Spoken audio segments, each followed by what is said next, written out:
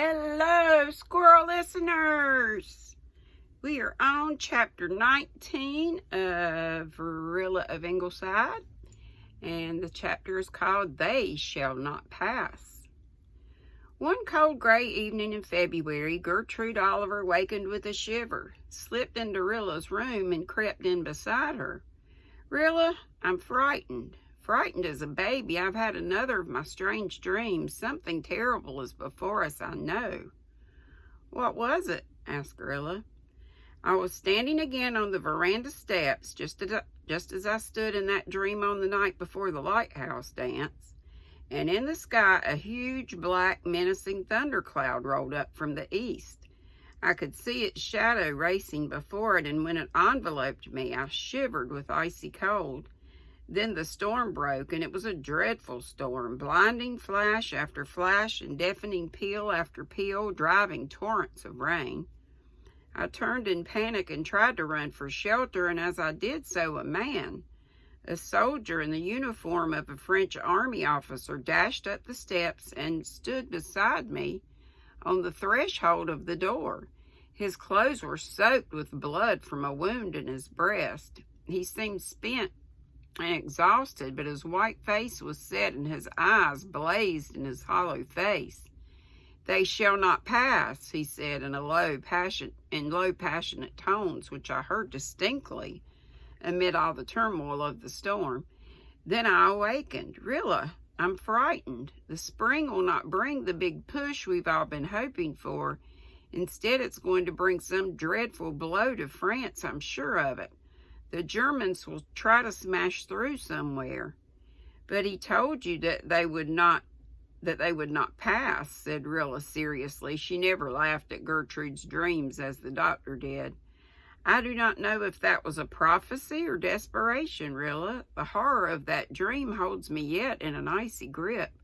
We shall need all our courage before long." Dr. Blythe did laugh at the breakfast table, but he never laughed at Miss Oliver's dreams again, for that day brought news of the opening of the Verdun offensive, and thereafter, through all the beautiful weeks of spring, the Ingleside family, one and all, lived in a trance of dread.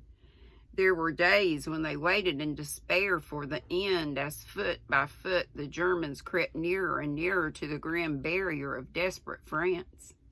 Susan's deeds were in her spotless kitchen at Ingleside, but her thoughts were on the hills around Verdun.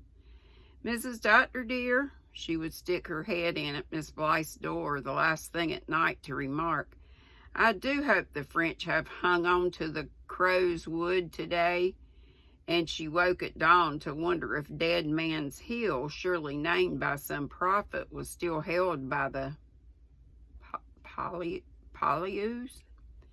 Susan could have drawn a map of the country around Verdun that would have satisfied a chief of staff. "If the Germans capture Verdun, the spirit of France will be broken," Miss Oliver said bitterly. "But they will not capture it," staunchly said Susan, who could not eat her dinner that day for fear lest they do that very thing. "In the first place, you dreamed they would not. You dreamed the very thing the French are saying before they ever said it. They shall not pass. I declare to you, Miss Oliver, dear, when I read that in the paper and remembered your dream, I went cold all over with awe. It seemed to me like biblical times when people dream things like that quite frequently." I know," said Gertrude, walking restlessly about. "I cling to a persistent faith in my dream, too, but every time bad news comes, it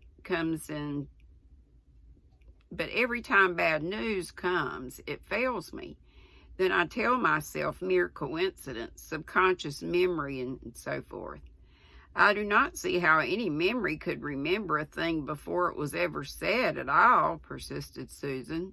"Though of course I'm not educated like you and the doctor. I would rather not be, if it makes things anything as simple as that so hard to believe. But in any case, we need not worry over Verdun, even if the Huns get it. Joffrey says it has no military significance." "That old sop of comfort has been served up too often already when reverses came," retorted retorted Gertrude. "It has lost its power to charm." "Was there ever a battle like this in the world before?" said Mr. Meredith one evening in mid-April. "It's such a titanic thing we can't grasp it," said the doctor. "What were the scraps of a few Homeric handfuls compared to this? The whole Trojan War might be fought around a verdant fort, and a newspaper correspondent would give it no more than a sentence. I'm not in the confidence of the occult powers." The doctor threw Gertrude a twinkle. "But I have a hunch that the fate of the whole war hangs on the issue of Verdun. As Susan and Joffrey say, it has no real military significance, but it has the tremendous significance of an idea. If Germany wins there, she will win the war. If she loses, the tide will set against her." "Lose she will," said Mr. Meredith emphatically. "The idea cannot be conquered.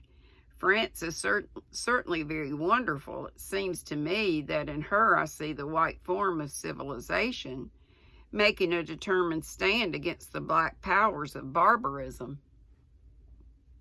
I think our whole world realizes this, and that is why we all await the issue so breathlessly. It isn't merely the question of a few forts changing hands or a few miles of blood-soaked ground lost and won. I wonder," said Gertrude dreamily, "if some great blessing, great enough for the price, will be the meed of all our pain. Is the agony in which the world is shuddering the birth pang of some wondrous new era? Or is it merely a futile struggle of ants in the gleam of a million of suns? We think very lightly, Mr. Meredith, of a calamity which destroys an anthill and half its inhabitants. Does the power that runs the universe think us of more importance than we think ants?" "You forget," said Mr. Meredith with a flash of his dark eyes, "that an infinite power must be infinitely little as well as infinitely great. We are neither, therefore there are things too little as well as too great for us to apprehend. To the infinitely little, an ant is of is of as much importance as a mastodon. We are witnessing the birth pangs of a new era, but it will be born a feeble, wailing life like everything else. I'm not one of those who expect a new heaven and a new earth as the immediate result of this war. That's not the way God works, but work he does, Miss Oliver, and in the end his purpose will be fulfilled." Sound and orthodox," muttered Susan approvingly in the kitchen. Susan liked to see Miss Oliver sat upon by the minister now and then. Susan was very fond of her, but she thought Miss Oliver liked saying heretical things to ministers far too well and deserved an occasional reminder that these matters were quite beyond her province. In May, Walter wrote home that he had been awarded a D.C. medal. He did not say what for, but the other boys took care that the Glen should know the brave thing Walter had done. "In any war but this," wrote Jerry Meredith, "it would have meant a V.C., but they can't make V.C.s as common as the brave things done every day here." "He should have had the V.C.," said Susan, and was very indignant over it. She was not quite sure who was to blame for his not getting it, but if it were General Haig, she began for the first time to entertain serious doubts as to his fitness for being commander-in-chief. Rilla was beside herself with delight. It was her dear Walter who had done this thing, Walter to whom someone had sent a white feather at Redmond. It was Walter who had dashed back from the safety of the trench to drag in a wounded comrade who had fallen on no man's land. Oh, she could see his white, beautiful face and wonderful eyes as he did it. What a thing to be the sister of such a hero. And he hadn't thought it worth writing about. His letter was full of other things, little intimate things that they two had known and loved together in the dear old cloudless days of a century ago. "I've been thinking of the daffodils in the garden at Ingleside," he wrote. "By the time you get this, they will be out, blowing there under that lovely rosy sky. Are they really as bright and golden as ever, Rilla? It seems to me they must be dyed red with blood like our poppies here, and every whisper of spring will be falling as a violet in Rainbow Valley. There is a young moon tonight, a slender, silver, lovely thing hanging over these pits of torment. Will you see it tonight over the maple grove? I'm enclosing a little scrap of verse, Rilla. I wrote it one evening in my trench dugout by the light of a bit of a candle, or rather it came to me there. I didn't feel as if I were writing it. Something seemed to use me as an instrument. I've had that feeling once or twice before, but very rarely and never so strongly as this time. That was why I sent it over to the London Spectator. It printed it, and the copy came today. I hope you'll like it. It's the only poem I've written since I came overseas. The poem was a short, poignant little thing in a month that had carried Walter's name to every corner of the globe. Everywhere it was copied in metropolitan dailies and little village weeklies, in profound reviews and agony columns, in Red Cross appeals and government recruiting propaganda. Mothers and sisters wept over it. Young lads thrilled to it. The whole great heart of humanity caught it up as an epitome of all the pain and hope and pity and purpose of the mighty conflict, crystallized in 3 brief, immortal verses. A Canadian lad in the Flanders trenches had written the one great poem of the war, The Piper, by P.T.E. Walter Blythe, was a classic from its first printing. Rilla copied it in her diary at the beginnings of an entry in which she poured out the story of the hard week that had just passed. It's been such a dreadful week, she wrote, and even though it's over and we know that it was all a mistake, that does not seem to do away with the bruises left by it. And yet it has in some ways been a very wonderful week, and I have had some glimpses of things I never realized before, of how fine and brave people can be even in the midst of horrible suffering. I'm sure I could never be as splendid as Miss Oliver was.